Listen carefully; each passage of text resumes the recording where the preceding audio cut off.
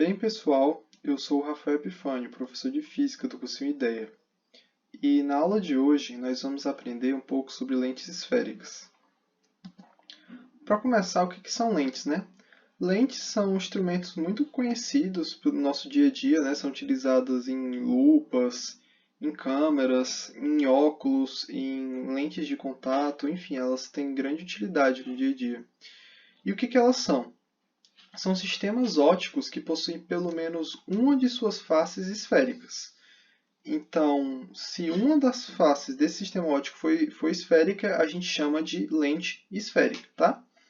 É importante que o índice de refração da lente seja diferente do da vizinhança, porque caso o índice de refração fosse o mesmo, não iria ocorrer o desvio dos raios de luz, né? Então, para que ocorra essa refração, o índice tem que ser diferente do da vizinhança. Falando um pouco sobre os aspectos geométricos das lentes, nós temos dois tipos de lente, as de bordo fino e de bordo grosso. Bom, as de bordo fino, uma forma de você lembrar quais são as de bordo fino são as que terminam com a palavra convexa, tá? Então é a lente biconvexa, que ela tem dois lados convexos, né? Como se fossem dois espelhos convexos grudados um no outro. A plano convexa, que tem um lado plano, o outro lado convexo, e a côncavo convexa. Ela tem um lado côncavo e um lado convexo. Mas por que ela é de bordo fino? Porque ela termina, o nome dela termina com convexo. Já as de bordo grosso são aquelas que terminam com a palavra côncava. Então, a bicôncava, ela tem dois lados côncavos, como se fossem dois espelhos côncavos, né? A plano côncava tem um lado plano e um lado côncavo, e a convexo côncava, que diferente da côncavo convexa, é uma lente de bordo grosso, tá? Por quê? Porque ela termina com a palavra côncava. Essa aqui é a classificação quanto ao formato das lentes, tá? Então, aspectos geométricos relacionam com a geometria, com o formato das lentes, tá? Agora, passando para os aspectos físicos das lentes, nós temos as de bordo delgado, que é a mesma coisa de bordo fino, e de bordo espesso, que é a mesma coisa de bordo grosso, tá? Tem essas duas nomenclaturas aí, mas elas significam a mesma coisa. As de bordo fino, normalmente, elas vão ser convergentes, certo? E as de bordo grosso, normalmente, vão ser divergentes. O que eu quero dizer com normalmente? Porque normalmente esse meio aqui, esse índice de refração do meio, vai ser o A. E o índice de refração do A é muito próximo de 1. Então, em geral, a lente vai ter um índice de refração maior do que o meio, tá? Então, nesse caso, a de bordo fino é convergente e a de bordo grosso é divergente. Já se ocorrer o contrário, se o índice de refração da lente for menor que o do meio, um exemplo disso é quando ocorre uma bolha dentro da água, tá? Uma bolha dentro da água ela é feita de ar e a água é feita, enfim, de água, né? Então, o índice de refração do meio é maior do que a lente formada pela bolha. Isso é um exemplo muito comum. Nesse caso, inverte, né? A de bordo fino passa a ser divergente e a de bordo grosso passa a ser convergente. Os aspectos físicos, eles são a classificação quanto ao comportamento da lente no meio. Mas o que é uma lente convergente? É uma lente que, quando chegam raios incidentes aqui paralelos, ela direciona todos esses raios aqui para o foco. E esse foco ele está depois da lente, tá? É o que a gente chama de foco real. Ou seja, todos os raios eles chegaram separados e eles são juntos aqui, né? Eles são direcionados para um único ponto. Esse ponto ele está a uma distância f da lente. Essa distância f é o que a gente chama de distância focal, tá? Já a lente divergente ela faz o contrário, ela diverge os raios. Então, quando os raios chegam paralelos, eles vão ser separados. Então, nesse caso, o foco da lente fica antes. Ele é um foco virtual. Por quê? Porque são os prolongamentos dos raios que se encontram. Os raios eles se afastam, né? Mas se você prolongar eles, você vai chegar nesse foco. Bom, e para entendermos o funcionamento das lentes, nós precisamos definir alguns pontos notáveis, que são importantes, tá? O primeiro deles é o centro óptico. Qual a definição de centro óptico? É o ponto em que ocorre o encontro do eixo principal com a lente. Então, nós temos aqui o nosso eixo principal E aí, quando ele se encontra com a lente aqui, é o que a gente chama de centro óptico. O foco-imagem, ou F', ele é definido como o ponto de encontro dos raios, ou de seus prolongamentos, a gente viu os dois casos, né? Que estão saindo da lente, tá? Os raios que saem da lente. O foco-objeto, ele é o ponto simétrico ao foco-imagem, ou seja, ele vai estar à mesma distância aqui do foco da imagem, só que ele vai estar do outro lado da lente. E os pontos antiprincipais, eles são os pontos que eles estão situados sobre o eixo principal e a distância deles ao centro óptico ela é 2 vezes f. Lembra que eu falei que f é a distância focal? Então, a distância para o ponto antiprincipal é 2 vezes essa distância focal. Bom, agora que nós já falamos sobre os pontos notáveis, nós precisamos entender também os raios notáveis. O primeiro raio notável é o raio que incide paralelo ao eixo principal. Então, nós temos raios que estão chegando paralelos ao eixo principal, eles vão se encontrar no foco, tá? Se a lente for convergente, eles vão se encontrar nesse foco real, né? E se a lente for divergente, nesse caso aqui, de bordo grosso, vão se encontrar no foco virtual. Outro raio notável é o raio que ele incide pelo foco, nesse caso aqui é o foco objeto. Bom, esse raio aqui, ele vai chegar pelo foco e ele vai sair paralelamente, tá? Ele vai sair paralelo aqui ao eixo principal. Mesmo caso aqui na lente de bordo grosso, né?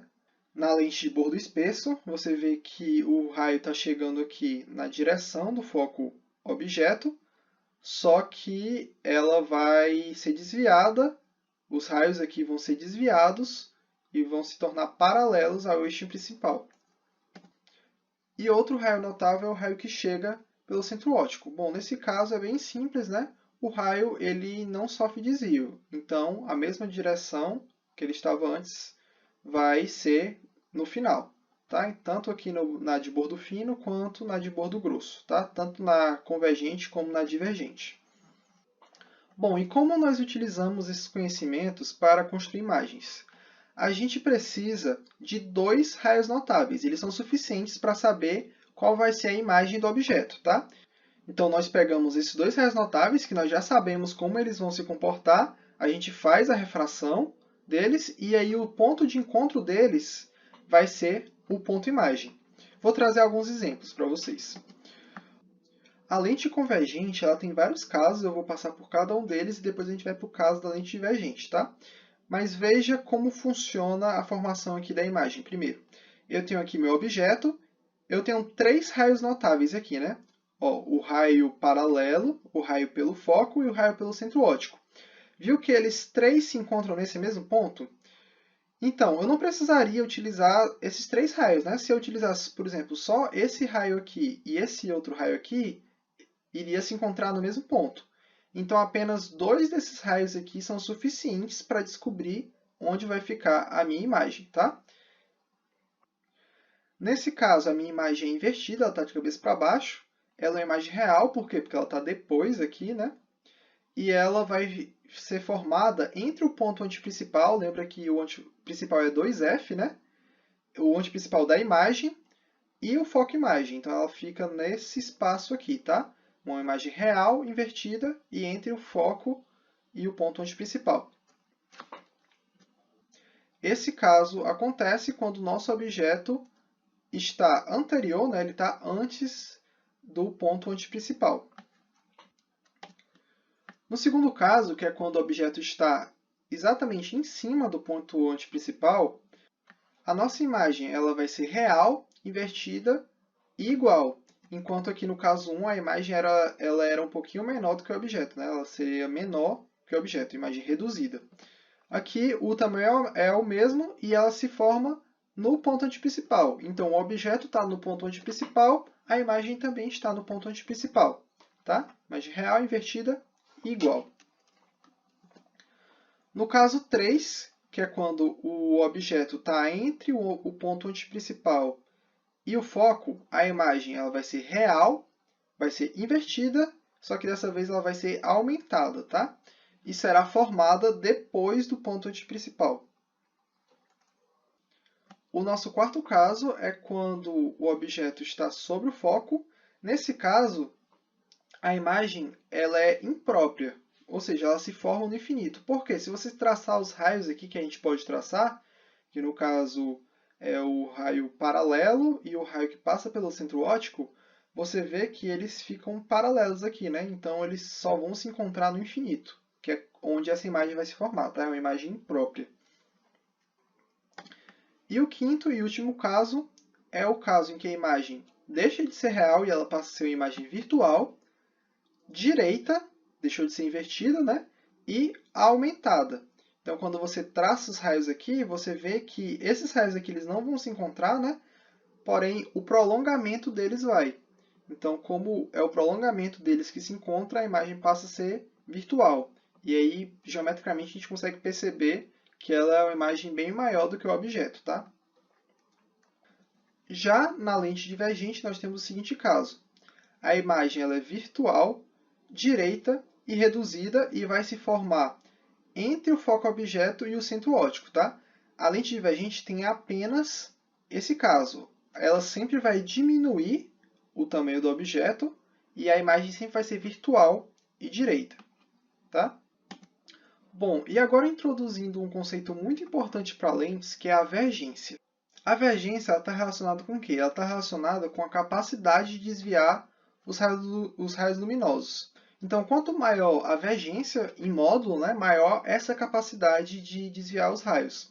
Quando a lente ela é convergente, a gente diz que a vergência é positiva, tá? Então, a lente convergente ela tem a vergência positiva. Já a lente divergente, a vergência dela é negativa. Então, quanto mais negativo for esse valor V aqui, mais divergente vai ser a lente, e quanto mais positivo for esse valor V aqui, mais convergente será a lente, tá? E a nossa forma de calcular a vergência é 1 sobre f, sendo f a distância focal. Bom, e no estudo analítico das lentes, nós precisamos de duas equações, tá? A primeira é a equação de Gauss e a segunda é a equação do aumento linear. Bom, o que é a equação de Gauss, né? 1 sobre a distância focal é igual a 1 sobre a abscissa do objeto, né? Lembrando que a abscissa aqui é o eixo x, mais 1 sobre a abscissa da imagem. Essa equação aqui ela é muito utilizada, né? Muitas vezes você vai ter duas dessas variáveis aqui e você vai precisar descobrir a outra. Então, às vezes você sabe P e F e precisa descobrir P', ou sabe P' e F e precisa descobrir P, enfim. Quando o nosso P' ele é maior que zero, é porque a nossa imagem é real. Já quando o nosso P' é menor que zero, significa que a nossa imagem é virtual. O nosso objeto ele é real, então o P é maior que zero. Quando estamos falando da equação de aumento linear, entenda ela como uma razão, tá? I sobre O. O que é isso? É o tamanho da imagem, ou seja, ordenada da imagem, pelo tamanho do objeto. Então, se a imagem aumenta, né? Se a minha imagem é maior que o objeto, esse A aqui ele vai ser maior, né? Ele vai ser maior que 1. Já se o meu objeto for maior que a imagem, ou seja, se a imagem for menor que o objeto, esse A aqui vai ser menor que 1, tá? Então, se meu A aqui é igual a 2, por exemplo, significa que a minha imagem tem o dobro do tamanho do objeto. Bom, isso aqui também é igual a menos P' sobre P, tá? Ou seja, o aumento linear também é igual a menos a abscissa da imagem sobre a abscissa do objeto. Bom, e considerando a lente formada por essas duas esferas aqui, ou seja, é uma lente que tem os dois lados convexos, né? Esse lado aqui é convexo e esse outro lado também, porém a curvatura é diferente, né? Por quê? Porque as esferas aqui que formam esses lados são diferentes. Então, quando a gente considera isso, sendo N1 aqui o índice de refração do meio e N2 o índice de refração da lente, nós temos a equação de fabricante de lentes que 1 sobre F, que é a vergência, né, é igual a N2 sobre N1 menos 1 vezes 1 sobre R1 menos 1 sobre R2, sendo R1 esse raio aqui e R2 esse raio aqui dessa esfera. Bom, e agora colocando em prática isso que a gente aprendeu, vamos resolver um exercício, né? Uma lente feita de material cujo índice de refração absoluto é 1,5 é convergente no A. Se ela é convergente no A, significa o quê? Que ela é uma lente de bordo fino, né? Quando ela está mergulhada num líquido transparente, cujo índice de refração absoluto é 1,7, então, quando ela está nesse líquido com índice de refração 1,7, ela está num meio com índice de refração maior do que a própria lente. E, portanto, né, ela vai deixar de ser convergente e vai passar a ser divergente, como a gente viu, né? Então, o gabarito é B. Uma lente convergente passa a ser divergente quando sua vizinhança é mais refringente, ou seja, quando sua vizinhança tem um índice de refração maior. A figura abaixo mostra um objeto posicionado diante de uma lente esférica convergente de distância focal igual a 10 cm. Determine a posição e o tipo da imagem formada do objeto. Bom, basicamente a gente tem a nossa distância focal, que é 10 cm, e a gente tem a distância do objeto. Então a gente aplica isso aqui na equação de Gauss, né? 1 sobre f igual a 1 sobre p mais 1 sobre p'. Então, 1 sobre 10 igual a 1 sobre 5 mais 1 sobre p'. Resolvendo essa equação, a gente vai ver que o nosso p' vai ser 10 sobre 1 menos 2, ou seja, vai ser menos 10, né? Vai ser negativo. Portanto, vai ser 10 centímetros, só que virtual, tá? Porque é negativo, certo? Então, o gabarito é E. Então é isso, pessoal. Muito obrigado pela atenção e ótimos estudos!